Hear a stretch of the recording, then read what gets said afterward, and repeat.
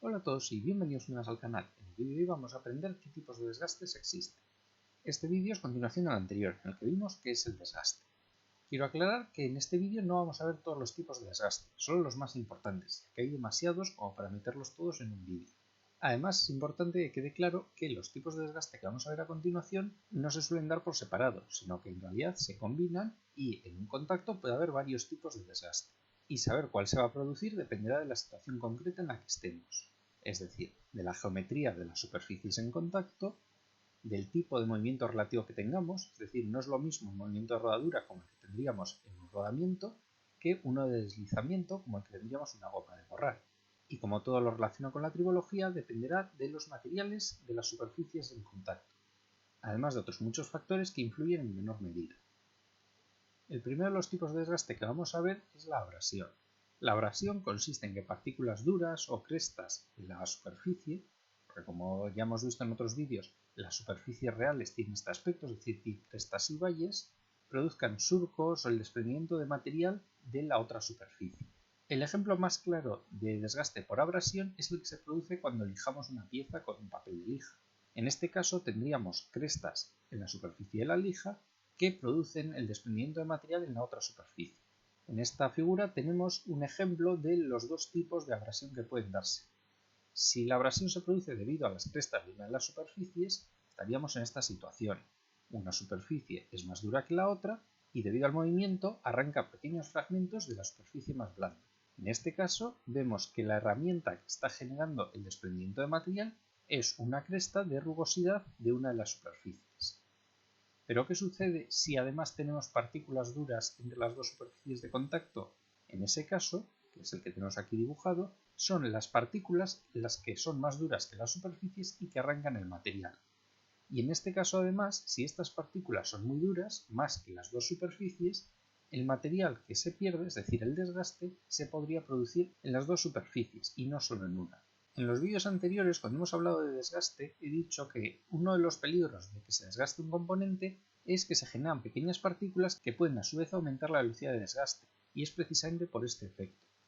Es posible que se generen partículas duras que aceleren el desgaste de las superficies. Este tipo de desgaste, es decir, la abrasión, es el que más habitualmente se da, y además es el más fácil de entender. Otro tipo de desgaste, que también es bastante habitual, es la adhesión. Esta ya la hemos explicado en el vídeo en el que vimos cómo afectaba la adhesión al rozamiento, pero de forma muy breve en esta figura hemos representado un ejemplo. Debido a las condiciones del contacto, es decir, a la gran presión que se genera entre los picos de una superficie y de otra, se generan unas pequeñas soldaduras, es decir, se genera adhesión. Cuando estas superficies se intentan desplazar una respecto a la otra, se produce la rotura de una de ellas, de la más débil. Podría ser la superficie superior, la inferior o esta zona intermedia en donde se ha producido la adhesión. Si se rompe la unión, no habría mayor problema, no se generaría un desgaste aparente. Pero como vimos, si una de las superficies es más blanda que la otra y que la unión, esa será la que se rompa y por tanto se iría desgastando poco a poco. Si queréis entender este tipo de desgaste con mayor detalle, os habré dejado en la esquina superior derecha de este en forma de tarjeta el vídeo en el que lo explicábamos, y os recomendaría verlo para dejar todos los conceptos claros. Otro tipo de desgaste muy habitual en los elementos de máquinas y que también hemos explicado con bastante detalle en otro vídeo que ya está en el canal y que os habré dejado en la esquina superior derecha de este en forma de tarjeta, es la fatiga superficial.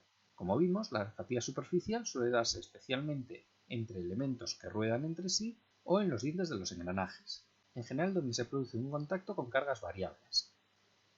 Un tipo de desgaste algo menos habitual, pero que también se suele dar, es el de difusión. El desgaste por difusión se debe a la afinidad química de algunos materiales en algunas condiciones, especialmente de temperatura, aunque hay otros factores que también afectan a la difusión.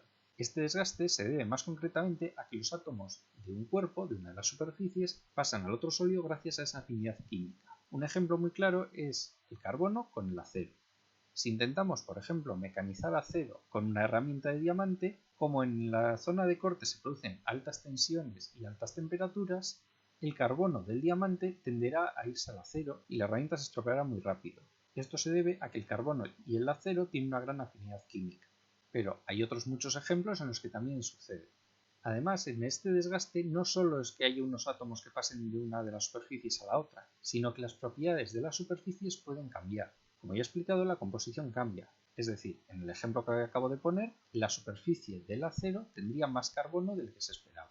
Pero eso también cambia la dureza. En este caso, por ejemplo, tener más carbono en principio aumenta la dureza de un acero y puede afectar a la tenacidad. Igual que aumenta la dureza, por aumentar el carbono, la tenacidad tiende a disminuir y por tanto sería más fácil que se produzcan otros tipos de desgaste si la superficie es más frágil. Un tipo de desgaste diferente al que sí estamos más acostumbrados es la oxidación. La oxidación es en realidad la reacción del material del que esté compuesto el elemento con el oxígeno en general de la atmósfera que lo rodea. Este tipo de desgaste no solo modifica la composición de la superficie, sino que además cambia sus propiedades, entre ellas la rugosidad, y con una mayor rugosidad es más fácil producir un desgaste, pero además puede cambiar su dureza, y por supuesto la geometría de la superficie va a ser diferente de la que tenía en un principio. En relación a la corrosión, pero ya un efecto diferente al de la oxidación, es la corrosión galvánica, que consiste en que cuando ponemos en contacto dos materiales, eso sí, una combinación concreta de materiales, se produce una reacción química que tiende a corroer uno de ellos. Esta reacción puede darse en lugar de entre dos materiales en contacto, también directamente con el medio, pero en general se da entre dos materiales en contacto y en unas condiciones concretas. Ahí sí el medio tiene un efecto importante. Un ejemplo en el que se produce este tipo de reacción con un único material es cuando éste está en contacto con agua salada, en general en muchos metales, pero con algunas combinaciones concretas de materiales también tiende a suceder. Un caso en el que se ve este tipo de desgaste muy a menudo es cuando tenemos unos tornillos, por ejemplo, de acero inoxidable, sobre una pieza que no es inoxidable. Como se puede ver en esta imagen, tenemos los tornillos que han corroído la zona que hay alrededor de ellos. Otro ejemplo de materiales en los que este efecto tiende a aparecer es cuando ponemos en contacto una pieza de aluminio con una de cobre, pero hay muchas otras combinaciones en las que también sucede algo similar. Para evitar este tipo de desgaste, debemos usar materiales con un electropotencial similar, o, si no podemos, por las condiciones de diseño o por la razón que sea, debemos intentar aislarlos entre sí. Este efecto de la corrosión galvánica se utiliza, por ejemplo, para evitar que el casco de los barcos se corroa en contacto con el agua salada, colocando sobre él piezas de metal que se corroen en su lugar. Otro tipo de desgaste, en este caso no tan relacionado con componentes mecánicos, sino más con componentes del sector de la hidráulica, es la cavitación. La cavitación, que deja un aspecto similar a este en los componentes y que tiende a darse especialmente en bombas de agua y otros componentes similares, se debe a la implosión de burbujas de vapor que se generan en el fluido que pasa por el elemento como consecuencia de una fuerte caída en la presión de un líquido y un posterior aumento de esta. En general, cuando pensamos en vapor, por ejemplo, de agua, estamos pensando en que ese agua la tenemos que calentar a una alta temperatura.